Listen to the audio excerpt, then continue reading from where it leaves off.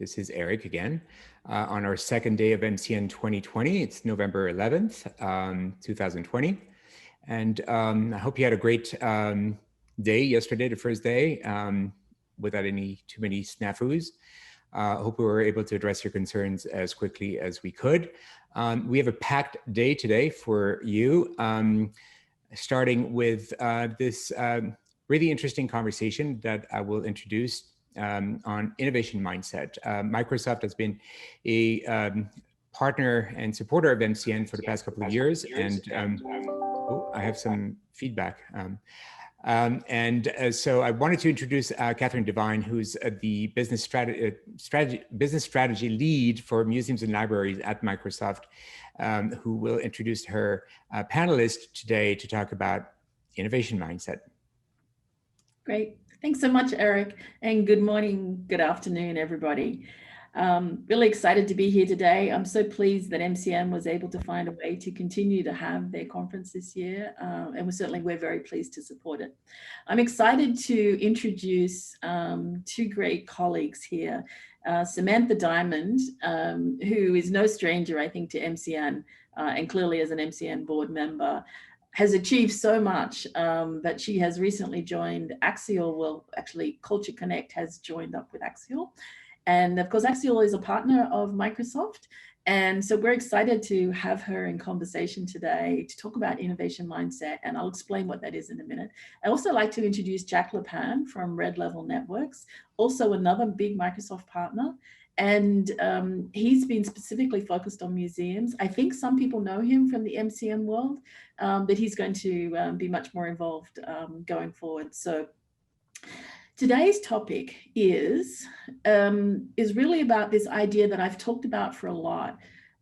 Maybe people are sick of hearing it from me, which is that digital transformation is not about technology, which sounds really counterintuitive. It's actually about an organizational change. It's about managing through that change. It's about the culture of the organization. It's about all of those things. And technology is always about being in service of the mission of the museum. So if we think about this idea that mission is, we're all about mission. All of our museums have this, purpose that we exist for, and everything we do is about being in service of that mission. But sometimes we can tend to think of technology sort of being different to that. It's a different part of the organization. It's not the mainstream conversation. And so we'd like to sort of, Samantha and I are going to be in conversation for the first 15 minutes, and then Jack's actually going to bring it and make it really practical here as to how to think about this idea about what are you trying to achieve rather than here's the technology. And he has some great ideas there. So Samantha, let's start. I often talk about this innovation mindset, and in this perspective that I have now, and I'm sure you have the same, we're talking to all over the world, many museums. We're seeing museums be different, and particularly in reaction to this crisis. And I see different outcomes as a result. So maybe we could start with, what do you define as innovation and this idea of continuous innovation? Yeah, thanks, Catherine. It's great to be here participating in MCN virtually, and hi from New York City. So we have been talking to many museums across the country, across the world of different sizes who are kind of trying to accelerate their digital strategy. And as you just said, underlying that so much is the organizational mindset. And so when I think about an innovation mindset, it's something that isn't a project that you append to your mission or your plan for the year. It's something that's kind of baked into the DNA of the organization. And I like to think of this as like a good analogy for this is sort of like neural pathways in your brain. So when we're young, our neural pathways are being established because we're trying to learn how to survive in the world, and we don't want to have to relearn everything constantly. So we kind of get these neural pathways really well established. So then it's efficient and it's great for optimization, but the problem is when something new comes along, it's like the red flags go off and you have this kind of emotional resistance to change. So to overcome these kind of this primal wiring that we have in our brains, you have to almost have this practice on a daily basis of having this different kind of mindset. So definitely, think about it more holistically than as like a project. And one kind of quick example, I like to bring in a lot of examples from the private sector, is Google's 20% project. So they give traditionally their employees, all of their employees, 20% of their time that they're allowed to dedicate to a project that's of personal interest, that's, doesn't have an immediate business outcome. And it's a way for them to sort of breathe creatively, and it allows the rest of their work to be much more innovative and productive. And I would say the vast majority of these projects go nowhere. They have no like larger business purpose, but some very important outcomes at Google stemmed from this 20% practice. And Gmail, which many of us use, AdSense, and something very important to the museum sector is Google Arts and Culture actually came from that 20%. So this is a multi-billion-dollar company that's actually taking a not insignificant amount of its staff time and baking it into kind of their daily practice that they're going to dedicate to innovation work. Yeah, I think it's for me, it's this idea of like this, getting past this idea that things have to always be perfect and succeed, that you start a project and it always finishes and is perfect. And that's not really the way the world works, but it's what we learn from it. And I'm sure that all these organizations have learned, and along the way, you only hear about the good things. And so it looks like everyone's remarkably successful. But so I think we have to think about, how do we get that into a museum, right? This idea of being able to be, comfortable to push, to not necessarily, I'm not suggesting that we don't present a very sophisticated sort of face to the world, but the inner workings, the inner engine can be all about learning and trying, I often think back to when I first started working, which is going to really date me, but 1982, and I worked in the Reserve Bank in Australia. And in those days, you had typing pools. It's like Australia was behind, but you had typing pools. And I was not a typist, but the idea was that you actually wrote out, if you needed a document, and I actually wrote a whole document around this particular mainframe system. And sort of the documentation. I hand wrote it all, and then you took it to the typing pool and someone typed it up, and then it came back in inner office envelope. And like, I don't think there's anybody today that would ever think that that's the way to be, right? But right, I hope that doesn't exist, but maybe it does still. But in that period of time, we've moved from that to how we all operate today, which is, you write your own emails, you write your own documents. Actually, we collaborate on documents together now.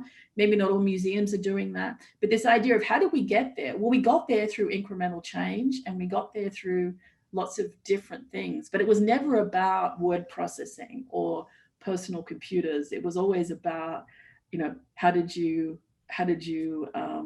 we just found better ways. And I keep coming back to this, which is all technology should be around, well, how does it get me a better outcome? How does it reduce my costs, make me more efficient? How does it allow me to reach new audiences in the case of a museum? These kinds of things. So maybe the next question is, how does this idea of being innovative, being willing to push the envelope, about having that in your culture, willing to try, change the outcome for an organization? I really love your perspective, Samantha, on, what are you seeing in the world about what difference, particularly with a crisis like we've just had? What are you seeing there? Yeah, so I think sometimes it feels like a very dramatic change needs to happen, but it's really a subtle shift. And so one thing I like to think about when I think about how organizations have this sort of continuous innovation is around, I'll put in quotes, R&D investment. So most private sector organizations spend about 6 to 10% of revenue on innovation, on R&D specifically.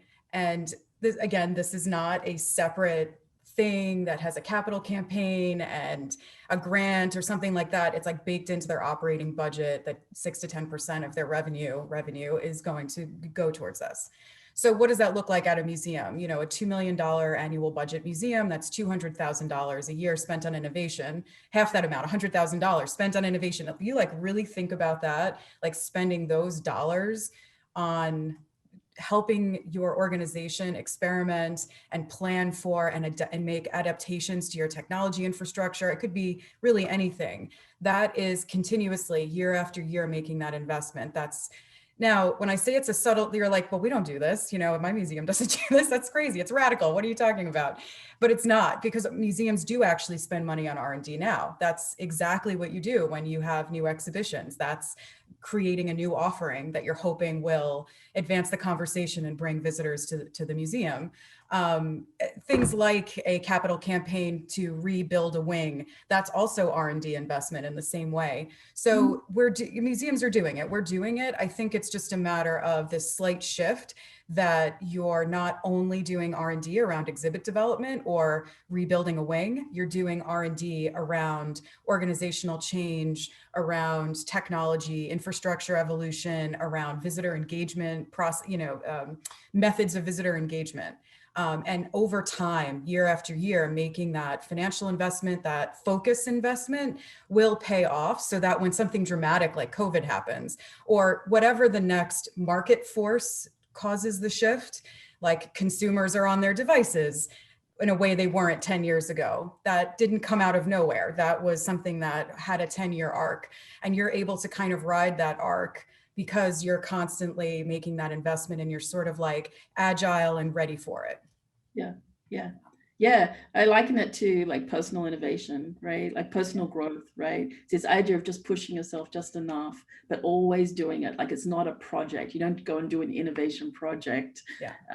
It's not a one-off thing. It's not like the digital team is the digital team over there, right? Who does digital and everybody does everything else. It's about embedding it into everything you do over a long period of time, and then it pays off. As we know, there's no overnight successes. Right. Just the appearance of overnight successes in the world. So then I think the thing that I'm really noticing is and I talk to so many museums around the world every day. My life is quite interesting these days, where pretty much every hour is a different country. So it gives me this really unique perspective. And I'm finding that certain cultures are more innovative than others, more willing to push the envelope. And that's just a country level sort of thing, I think. And then there is also certain organizations that are very much looking to do the same things, but clearly we're in a crisis, do the same things but differently. And then there are others who are trying to do different things. And you can tell, you start to see where there's patterns now, where there are organizations. Innovation clearly is going to be a predictor of your ability to succeed and adapt in this world. And, that's probably hard news to hear, but the ability, I think we're very much an industry in disruption. Maybe not traditional disruption, as we've heard about with all these other industries that disappeared. And I hope that doesn't happen, but we're clearly at a point where we need to be more open-minded around those kinds of things.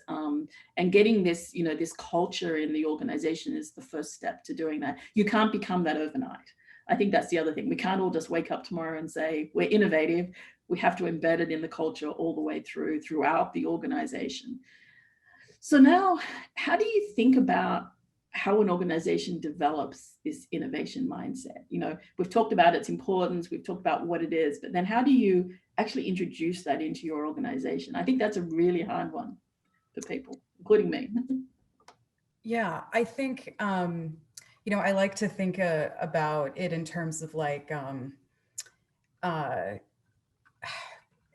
so you keep talking about this as like it takes time and it's a daily practice that you build upon. I like to think about like anyone who practices yoga or maybe martial arts or something like that, where I loved what you said, like you can't just, I did yoga this month, and I'm done now. It's like a practice over decades, and that experience changes. So I feel like, there's this example in the private sector that I really love, that kind of, I think, speaks to what it means to fully embrace this, which is Netflix. So I know you're like, okay, Netflix is streaming service, but if we all remember, like 20 years ago, Netflix was a DVD rental company, right? So they put Blockbuster out of business, which was like one of the biggest companies in the 90s.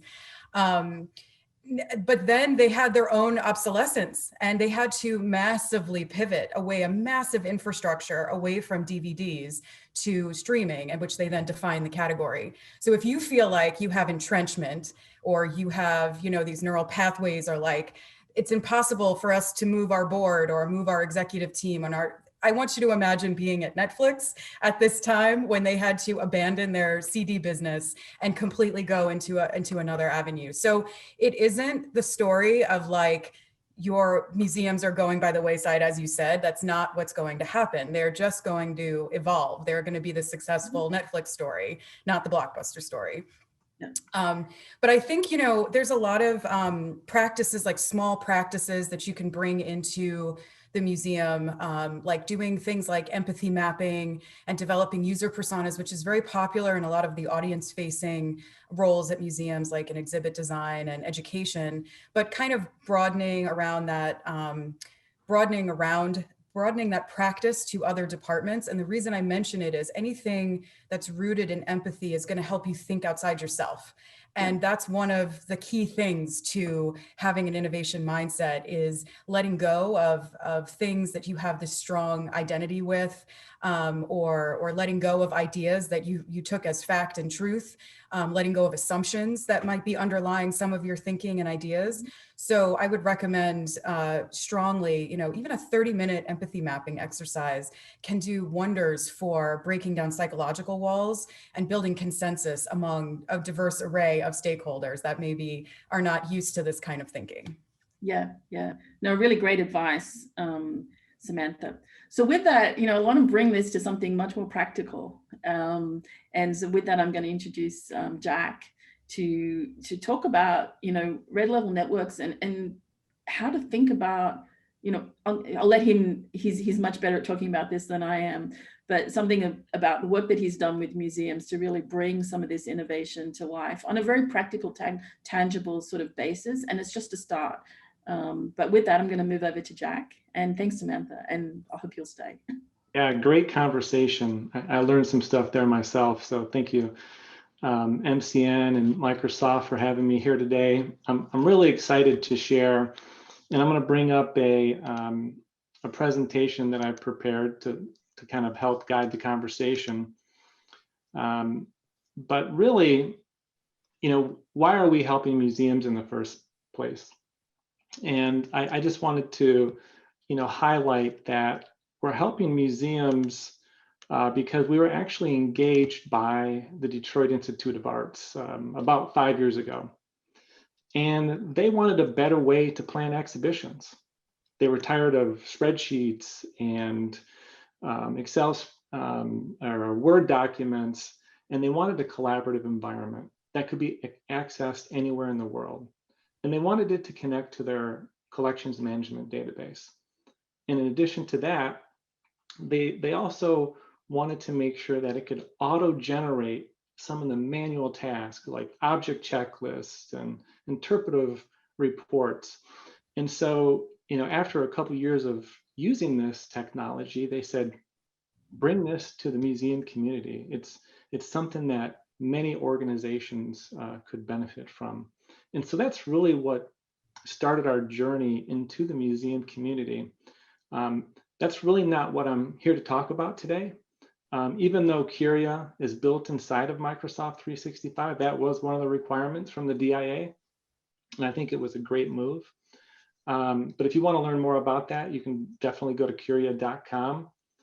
But I want to talk more about how we're helping museums and how we've helped, because when we started having these conversations with museums, what we quickly learned is that they already had technology that they weren't fully utilizing, like Microsoft 365. Some museums already had it. Some museums didn't have it, and we were able to help them get it for free. Some museums had it, but were paying for it commercially. And I'm like, we got to stop that and make sure that you're actually getting the licenses under the education subscription. And so once we started engaging museums that way, we also realized that some of them were using parts of Microsoft 365.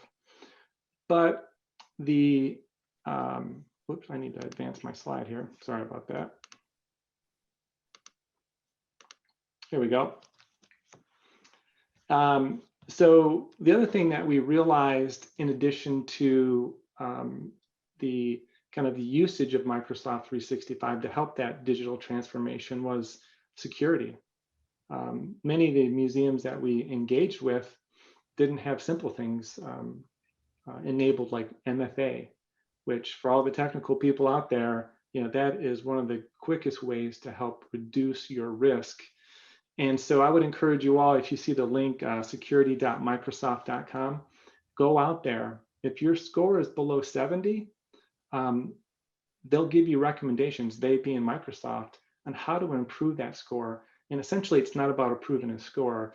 It's actually about making your user safe, your data safe, your application safe. And then the other thing that we learned about many museums was they were primarily using Exchange and OneDrive and weren't getting the full value out of these tools. And so we started thinking, how can we help them understand the tools even before they go out and buy Jira or Asana or like all these random tools that museums have? They have all these tools already. So how do we help them understand what they currently have? Well, like Catherine mentioned, part of what this culture, the culture is a big piece of this, because people don't adopt technology. They adopt solutions to their problems.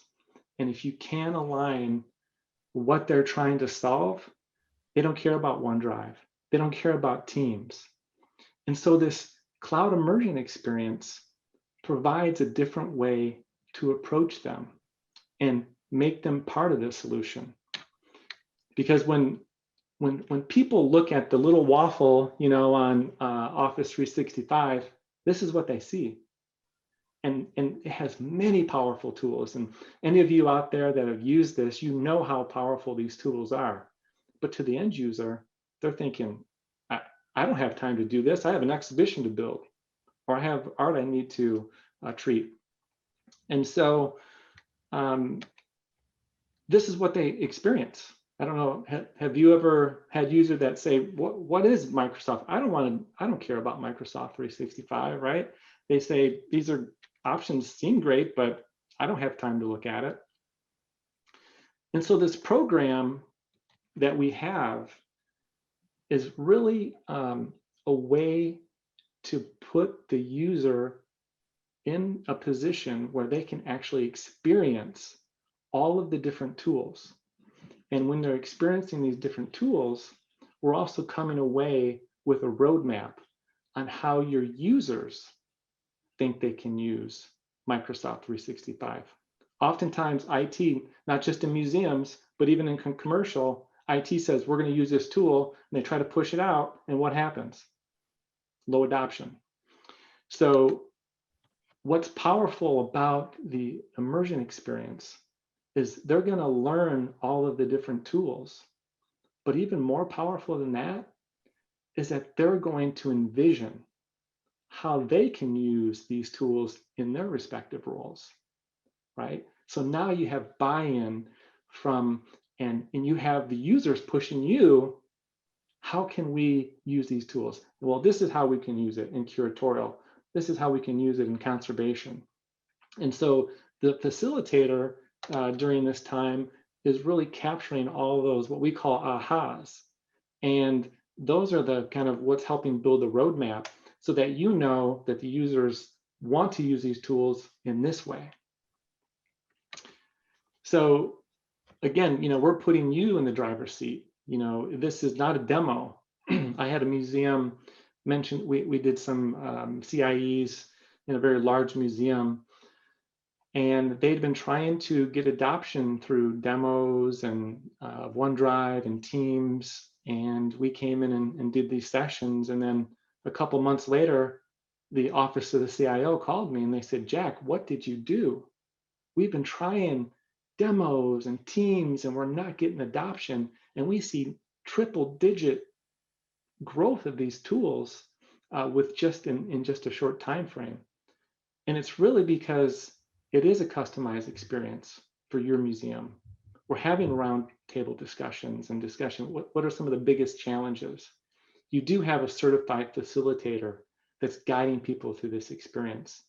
And I think the other cool thing is everybody has fun. Like, it is just a fun experience, and people walk away, feeling like, wow, I learned a lot. It was a lot to learn, but I had no idea we could work this way.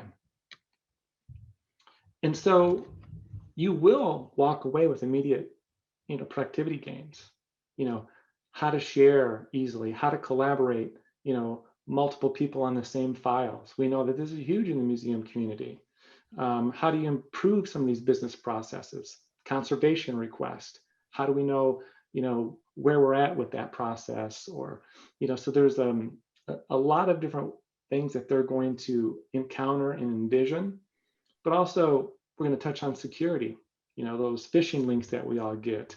We're going to touch on how to manage content more effectively. So they walk away not only envisioning, but understanding the tools at a much greater depth. And I love this. I love the Autry Museum. We met at MCN. Thank you, MCN. And they came to us about Curia, and they were the one of the museums that we said, let's take a step back before you adopt another tool. Let's go through this process together. And Rebecca was so kind to send me a note just saying, when the pandemic hit, we got so much great feedback from our staff because we were ready. They were fortunate. They were fortunate that they knew how to use these tools and were using them effectively, and allowed them to keep doing their job remotely without, VPN in to the network, which we all know is can be complicated at times. So, what to expect from a session? Again, it's customized on your interests, priorities, needs of your colleagues. But the key thing is envisioning how your users want to transform your museum. And we're going to have lots of fun. And then finally, what are the program details? It's a commitment of time. You're going to spend 3 to 4 hours with us because there's a lot we're going to cover. And we do small sessions. There are 11 people per session because we like to keep them intimate. We can do them in person or remotely. We'll be doing most of them virtual because of the pandemic. But the output of this is all of the sessions that you've had. We've captured those ahas and how your users want to use the technology. And now we're going to help you with a roadmap as part of this program and come up with some follow-up ideas for you. So I ran through that very quick, and I hope it was useful, or at least stimulated some thinking. And if you have any questions, I'll turn it back over to Catherine, but this is how you can contact me. Great. Well, thanks so much, Jack. I mean, what I really like about this is about taking this idea of innovation that we've talked about, which is so big, and it's like, and bringing it down into just something very, very practical that's going to bring immediate benefit everywhere. Because, one of the things that we see through the pandemic is that everyone is like grabbing lots and lots of little tools and things like that, and that makes sense. I understand, but that's real money. These things are not free. You already have this. This is not about trying to sell Microsoft 365 at all. This is all about, you already have this. How can you use, it's the world's greatest productivity suite. How can you actually use it in ways that you didn't realize?